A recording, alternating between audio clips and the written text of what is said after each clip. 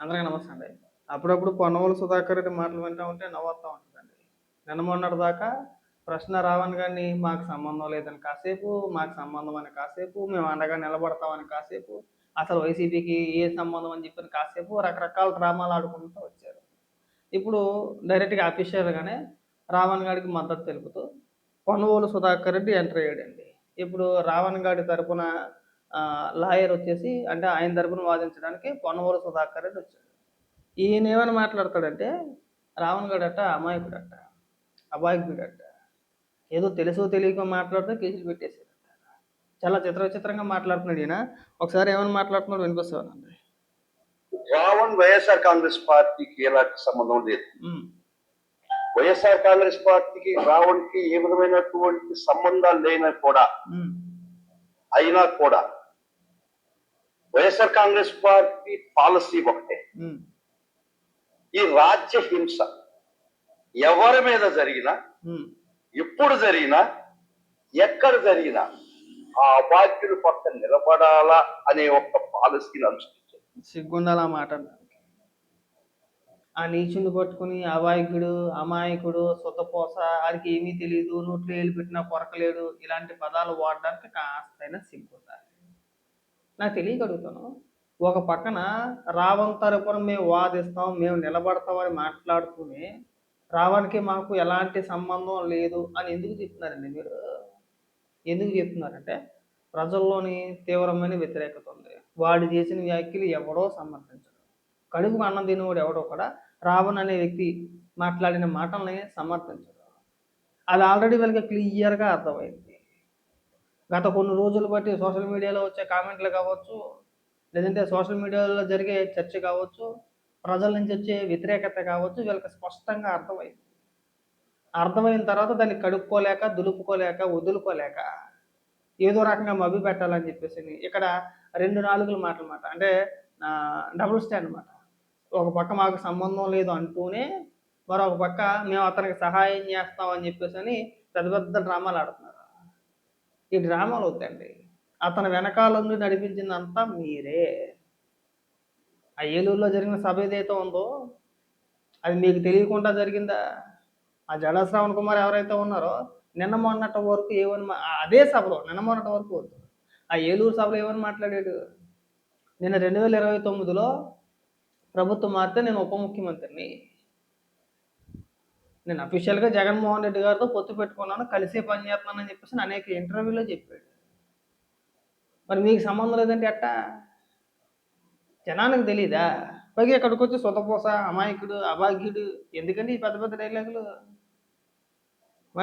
ఇంకా మాట్లాడండి. ప్రొఫెషనల్ గా నేను వచ్చాను, అంతేగాని వైఎస్ఆర్ కాంగ్రెస్ పార్టీకి ఎలాంటి సంబంధం లేదు. ఫర్ ది రీజన్ ఏదో చెప్తారు, చారణ కోడికి పారణ మసాలా. ఆయన చేసింది ఏంది, ఆయన అన్నది ఏంది, ఉపాయాక్ట్ ఏంది, ఆయన పెట్టి మీద కేసులు ఏంది, డెత్ పనిష్మెంట్. చంపేస్తామా ఆ స్టేట్మెంట్ ఇచ్చడానికి?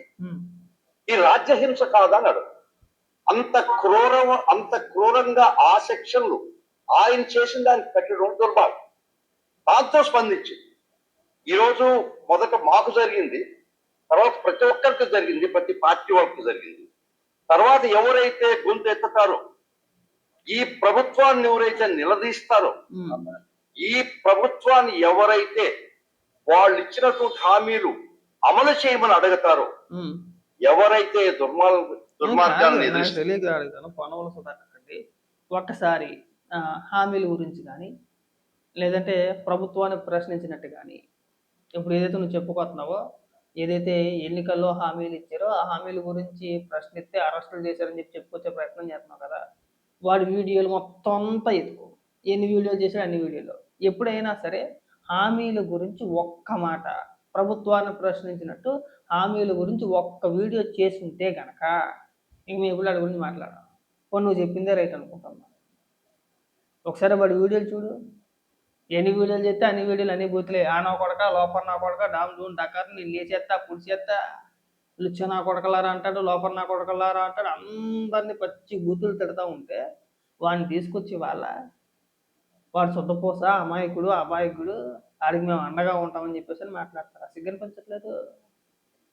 లోఫర్ నా కొడకల్లారా, ఆ నా కొడకల్లారా లకారాలతో సంబోధించి మాట్లాడితే ప్రభుత్వాన్ని ప్రశ్నించినట్ట.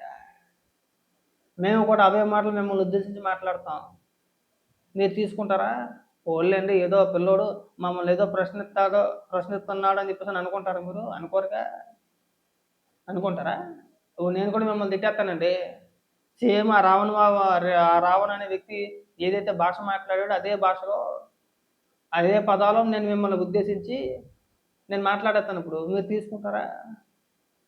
అంటే మీ ఇష్టానుసారంగా మీరు మాట్లాడేసి ఇవాళ ఇక్కడికి వచ్చి డ్రామాలు ఆడతారా? ఇష్టానుసారంగా బూతులు తిట్టేస్తారా? మీ నోట్లో ఏం పెట్టుకున్నారని చెప్పేసి అని అంటే ఉప ముఖ్యమంత్రి స్థాయిలో ఉన్న వ్యక్తిని ఉద్దేశించి మాట్లాడతారా? చంద్రబాబు నాయుడు గారిని ఉద్దేశించి ఆయన పైన స్కిట్లు చేస్తారా? ఇవన్నీ పక్కన పెడితే హిందూ దేవుళ్ళని, హిందూ మతాన్ని కించపరుస్తూ బూతులు తిడతారా? ఇష్టానుసారంగా మాట్లాడతారా? ఇక్కడ మత విద్వేషాలు రెచ్చగొట్టే ప్రయత్నాలు చేస్తారా? దళిత క్రైస్తవుల సమర సంకారం అని చెప్పేసి ఒక సభ పెట్టుకొని ఆ సభలో మాట్లాడుతూ మత విద్వేషాలు రెచ్చగొడతారా? పలానా వ్యక్తి పేరు ప్రస్తావిస్తూ ఆ వ్యక్తి వెనకాతల ప్రభుత్వం ఉందని చెప్పేసి విద్వేషాలు రెచ్చగొడతారా మీరంతా కూడా? పైగా ఇక్కడికి వచ్చి నువ్వు ఉపన్యాసాలు చెప్తావా? ఆడ అభాగ్యుడు సొద్దపోస సిగ్గుండాలి ఇలాంటి మాటలు మాట్లాడడానికి కాస్తానే కానీ వాళ్ళందరి గొంతు నొక్కే ప్రక్రియ ప్రభుత్వం చేస్తుంది. దానిలో భాగంగానే రావణ్ణి చేసింది.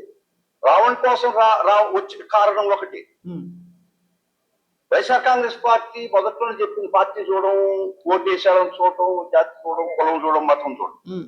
కానీ ఈ విధమైనటువంటి క్రూరమైనటువంటి రాజ్య హింస ఒక సామాన్యుడిపై, ఒక అభాగ్యుడిపై, ఒక శక్తి లేనివాడిపై, ఒక ఏ విధమైనటువంటి వనరులు డ్రామాలే వద్దన్న. వాడి వెనకుండి నడిపించింది మీరు, వాడిని సపోర్ట్ చేసింది మీరు, వాడికి ఆర్థికంగా సహాయం అందించింది మీరు. వాడు అంతలా రెచ్చిపోయి మాట్లాడడానికి కారణం మీరు కదా.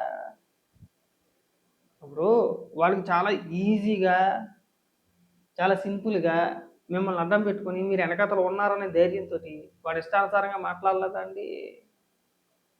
అలాగే ఇక్కడికి వచ్చి మీరు ఉపన్యాసాలు చెప్తారు. సరే ఇవన్నీ వద్దండి, ఈ మాటలు అన్నీ వద్దు. 2029 ప్రభుత్వం మారితే నా కొడకల్లారా మిమ్మల్ని తొక్కేస్తాం, తోసేస్తాం అని చెప్పేసి ఎవరిని ఉద్దేశించి మాట్లాడాడు, ఎందుకు మాట్లాడాడు అన్నాడు కదా అదే స్పీచ్లో. ఈ దళిత క్రైస్తవుల సమర సంకారావు అని చెప్పేసి ఒక సభ పెట్టుకొని అందులో మాట్లాడుతూ రాధా మనోహర్ దాస్ అనే వ్యక్తిని ఉద్దేశించి 2029లో గుర్తుపెట్టుకోబే నా కొడక, లోపల నా కొడక, ఇంకో కొడక అని చెప్పేసి మాట్లాడుతూ ప్రభుత్వాలు మారుతాయి అప్పుడు మీ సంగతి చూస్తామని చెప్పేసి అని ఎందుకు అన్నాడు. ఎవరు అండ చూసుకొని అంటే 2029లో మళ్ళీ జగన్మోహన్ రెడ్డి అధికారంలోకి వచ్చిన తర్వాత మీ అందరి సంగతి తేల్చేస్తామని చెప్పేసి అని మాట్లాడలేదా? మరి దానికే సమాధానం చెప్తూ అంటే అతను వెనకాల మీరు ఉన్నట్టు కాదా అండి? మీ అండ లేకుండానే మాట్లాడతాడా? మీ అండ లేకుండానే అంత ధైర్యంగా మాట్లాడతాడండి? పైగా ఇక్కడికి వచ్చి మీరు ఉపన్యాసాలు చెప్పడం మేము విన్నాం. మీరేదో అమాయకుడు సొంతపోసం అని చెప్పేసి కవరింగ్ ఇవ్వడం ఇక్కడ అందరికీ తెలుసు. వాడి వెనకాతలు ఎవరున్నారో, ఎవరు ప్రోత్సహిస్తున్నారో, వెనకుండి నడిపించేది ఎవరో, మాట్లాడిపించేది ఎవరో అనేది అందరికీ ఒక క్లారిటీ ఉంది. మీరు ఇక్కడికి వచ్చి మనకి హిందువుల ఓట్లు పోతాయని చెప్పేసి మీరు ఎన్ని డ్రామాలు ఆడినా సరే వాడి వెనకుండి మత విద్వేషాలు రెచ్చగొట్టే ప్రయత్నాలు చేసింది ముమ్మాటికి 100% వైఎస్ఆర్సీపీ పార్టీనే. అందులో ఎలాంటి సందేహం లేదు. మాట్లాడను ఇంకా. వ్యక్తిపై ఇంత క్రూరమైన చట్టాలు మీరు కేసులు పెట్టారు కాబట్టి ఆ విధంగా రాజ్య హింసకి వ్యతిరేకంగా, ఈ ప్రభుత్వ దుశ్చర్యలకు వ్యతిరేకంగా, చట్టవేత్త వ్యతిరేక చర్యలకు వ్యతిరేకంగా ఈరోజు రావడం జరిగింది. సో ఒక వ్యక్తిగా యాజ్ అ ప్రొఫెషనల్ గా నేను వచ్చాను. అతను కూడా మాకు ఏ పార్టీ మాకు అవసరం లేదు. ఒక దెబ్బతిన్నటువంటి వ్యక్తిగా, ఒక ఈ రాజ్యహింసకు గురైన వ్యక్తిగా, ఒక అన్యాయానికి గురైన వ్యక్తిగా ఎన్నిసార్లు చెప్పినా అదే డైలాగులు. దాదాపు 5 నిమిషాలు బట్టి మాట్లాడుతున్నాం అదే మాట్లాడు. అమాయకుడు సొంతపోసే ఎందుకండి ఈ మాటలన్నీ కూడా? రోజుకు ఒక మాట, పూటకొక డ్రామా ఎందుకు ఆడుతున్నారని అడుగుతున్నా. క్లియర్గా చెప్పండి. ఈ వెనకాతల నుండి నడిపించడం దేనికి, తిట్టించడం దేనికి? ఇవాళ లోపలికి వెళ్ళిన తర్వాత బయటకు వచ్చి మీరు ఇక్కడ పెద్ద పెద్ద ఉపన్యాసాలు దేనికండి? ప్రభుత్వం హింసలు పెట్టేస్తుందండి, అనగదొక్కేస్తుందండి, ప్రశ్నించే గొంతుకండి. ఏంటో వాడు ప్రశ్నించింది. వాడు ప్రశ్నించిన ప్రశ్నలు ఏమన్నా ఉంటే ప్రజలకు చూపిస్తే బాగుంటది. ఇదిగోనండి, ఇప్పుడు ఒక లెక్కపత్రం ఉండాలిగా. ప్రభుత్వాన్ని ఇలా ప్రశ్నించాడు. ఉండాలి కదండీ! ప్రభుత్వ పాలసీల మీద విమర్శించాడా? లేదంటే 2024 కూటమి ప్రభుత్వం అంటే కూటమి ఇచ్చిన హామీల గురించి ఏమన్నా విమర్శించాడా? లేదంటే ఇప్పుడు ప్రభుత్వం తీసుకున్న నిర్ణయాలపైన ఏమైనా విమర్శించాడా? చూపించాలి కదండీ! ఎందుకండి ఈ ఉపన్యాసాలు? ఏదో ఒక వీడియోని ప్లే చేసి చూపించండి. ఇదిగోండి ప్రభుత్వాన్ని ఈ విధంగా విమర్శించాడు, ఇలా మాట్లాడినందుకు అతని పైన ఈ కేసులు పెట్టారని చెప్పేసి చూపించండి. మేము చూపిస్తున్నాంగా ఇప్పుడు. ఇదిగోండి హిందూ దేవుళ్ళను ఉద్దేశించి మత విద్వేషాలు రెచ్చగొడుతూ ఈ విధంగా మాట్లాడాడు. అలాగే నక్సలిజాన్ని, అలాగే ఉగ్రవాదులకి కొంతమందికి సపోర్ట్ చేస్తూ ఒక రకంగా అటు సైడ్ ప్రేరేపించేలాగా మాట్లాడాడని చెప్పేసి వీడియోలు వైరల్ అవుతున్నాయి కదా, సోషల్ మీడియాలో తిప్పుతున్నారు కదా. అవి మీరు కూడా చూస్తున్నారు కదా. పోనీ మీరు కూడా అలాగే చేయనుకోని, ఇదిగో ప్రభుత్వాన్ని ఈ అంశాలపైన ప్రశ్నించాడు, అవి దొరకవు మనకి. ప్రభుత్వాన్ని ప్రశ్నించారు అని మాట్లాడి మీరు ప్రభుత్వాన్ని ప్రశ్నించినట్టుగా వాడి ఛానల్లో ఒక్క వీడియో దొరకదు మీకు. ఒకసారి వాడి ఛానల్ ఓపెన్ చేసి చూడండి, అన్ని బూతులే ఉంటాయి. అందరినీ తిట్టడమే. అందరినీ అంటే అందరినీ కాదు, ముఖ్యంగా హిందువులని, హిందూవాదుల్ని, హిందూ మతాన్ని. పర్టికులర్గా వాడి టార్గెట్ ఎవరంటే హిందువులను బూతులు తిట్టాలి.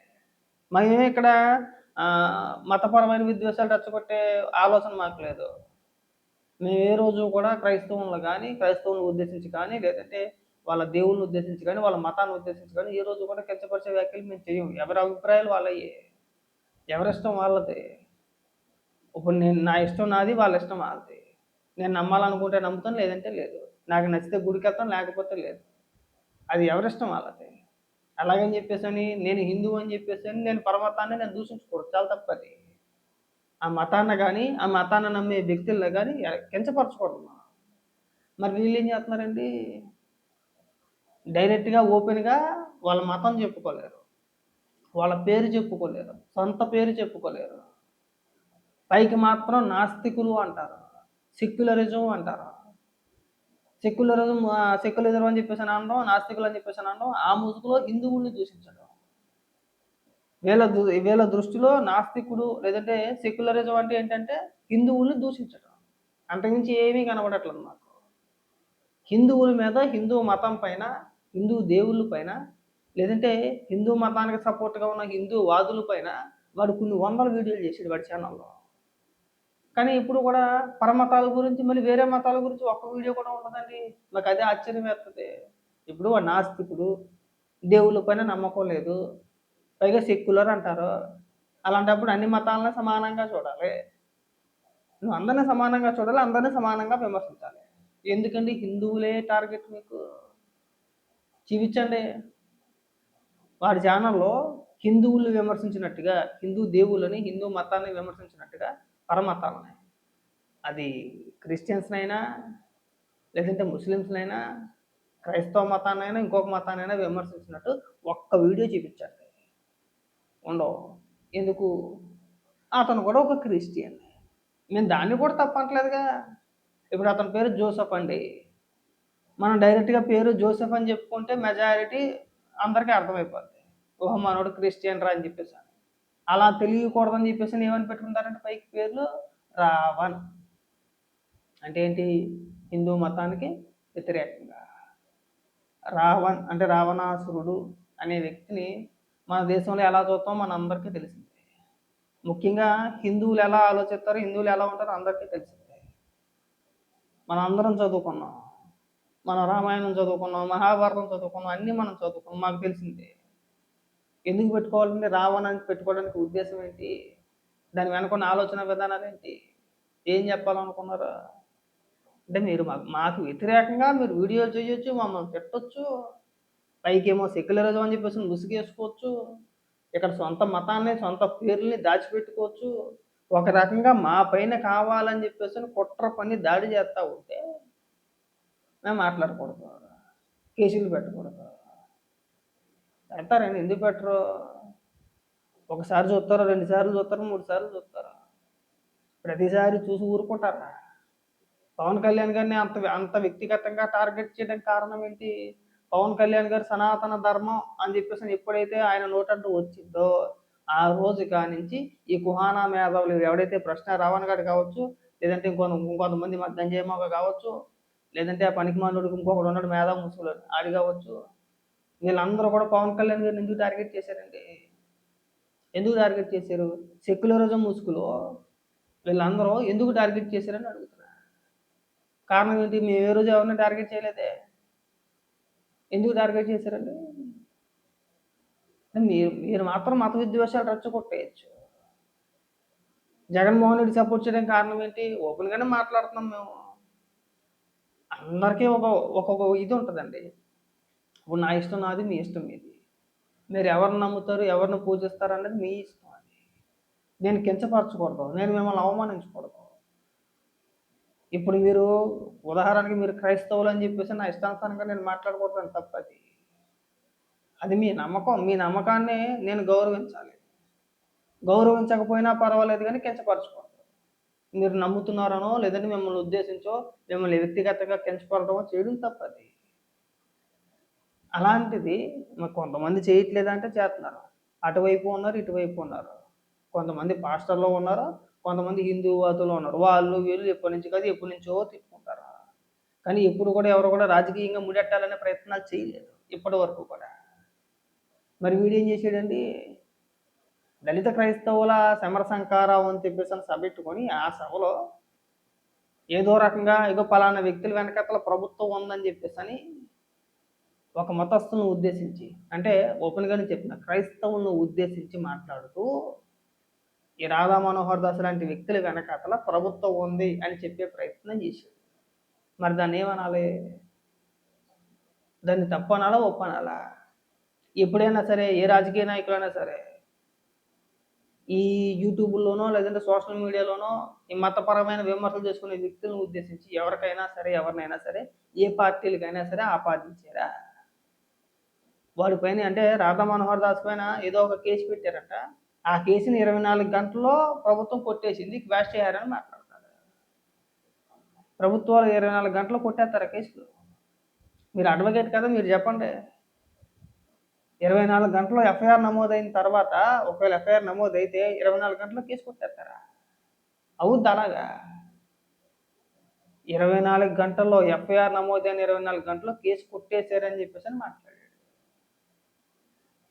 ఇంటెన్షన్ ఏంటి అని అడుగుతున్నాం. కారణం ఏంటి?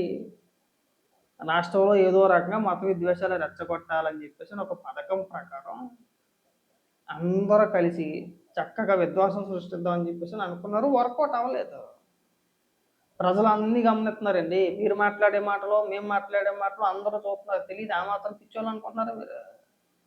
ఇక్కడికి వచ్చి అభాగ్యుడండి, శుద్ధపూసండి, వాడి వెనకాతలుండి వాడిని రెచ్చగొట్టి వాడి చేత మాట్లాడిపించి వాళ్ళు జైలుపాలు అయిపోయిన తర్వాత ఇక్కడికి వచ్చి మీరు సానుభూతి మాటలు మాట్లాడుతున్నారు. ఇక్కడ నుంచి మాకు అంతకుమించి ఏం కనపడట్లా. నిన్న మొన్న సాక్షిలో మరి రాత్రి కూడా డిబేట్ పెట్టారు. ఇప్పుడు మళ్ళీ ఆయన ఏదో ఇప్పుడు రావణ్ అనే వ్యక్తి తెలుగుదేశం పార్టీకి అభిమానినో లేదంటే బాలకృష్ణ గారికి అభిమాననో లేదంటే ఆయన కమ్మానో లేదంటే ఇంకోటనో మళ్ళీ రుద్దేసే ప్రయత్నాలు చేస్తున్నారు. ఆ ఫోటోలు వీడియోలు సాక్షి ఛానల్లో చూపించి ఇతను బాలకృష్ణ అభిమాని అని మాట్లాడుతున్నారు. జగన్మోహన్ రెడ్డి కూడా బాలకృష్ణ అభిమానే. జగన్మోహన్ రెడ్డి గారు అంటే మీ పార్టీ అధినాయకుడు జగన్మోహన్ రెడ్డి కూడా బాలకృష్ణ గారికి అభిమానే. ఆ విషయం అందరికీ తెలిసిందే. ఉండొచ్చు అభిమానులు. ఇప్పుడు సినిమా పరంగా చాలామంది అభిమానులు ఉంటారు, వండుకుంటూ ఉంటారు. వైఎస్ఆర్సీపీ పార్టీలో లేరా బాలకృష్ణ గారికి అభిమానులు? ఎందుకు ఉంటారండి? అన్ని పార్టీల్లోనూ ఉంటారు, వండుకుంటూ ఎట్టపోతారు. ఇప్పుడు తెలంగాణ రాష్ట్రం ఉంది, బీఆర్ఎస్ పార్టీ కార్యకర్తలు ఉంటారు. వాళ్ళలో ఉండరా? బాలకృష్ణ గారిని అభిమానించే వ్యక్తులు ఉండరా? లేదంటే కాంగ్రెస్ పార్టీలో ఉండరా? ఉంటారు. అభిమానులు బోలు మంది ఉంటారు, లేకుండా ఉండరా? లేదండి అభిమాని అంటే ఇంక ఎన్ని డ్రామాలు ఆడినా మీరు ఊరికే మీకు ఏం చెప్పాలంటే మీ ఏడుపు తప్ప అంతకుమించి ఏం లేదు. అనవసరంగా వెనకేసి రావద్దు. అది మీకు మీ పార్టీకి మంచిది కాదు. ఇప్పటికే ప్రజల్లోకి క్లియర్‌గా ఒకటి అర్థమైంది. ఒక ఒక వార్త అంటే మీరు చేసే ప్రచారాలు ప్రజలకు క్లియర్‌గా అర్థమైంది. వీళ్ళు పక్కా హిందూ వ్యతిరేకులు. హిందువుల్ని ఎవరైతే పచ్చి బూతులు తిడతా ఉంటారో వాళ్ళందరికీ మద్దతుగా నిలబడతారని చెప్పేసి ప్రజల్లోకి బలంగా ఎళ్ళింది. మీరిప్పుడు ఎన్ని డ్రామాలు ఆడినా సరే వర్కౌట్ అవ్వదు. మీరు ఈ అంశంలో సైలెంట్‌గా ఉండడమే మీకు బెటరు.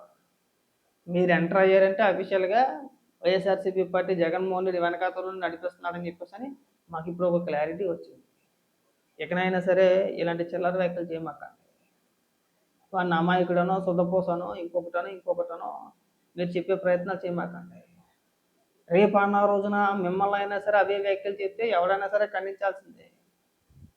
అలాంటి వ్యక్తులు ఏమంటారు వాళ్ళ సొంత ఎదుగుదలకి మాత్రమే పనిచేస్తారండి.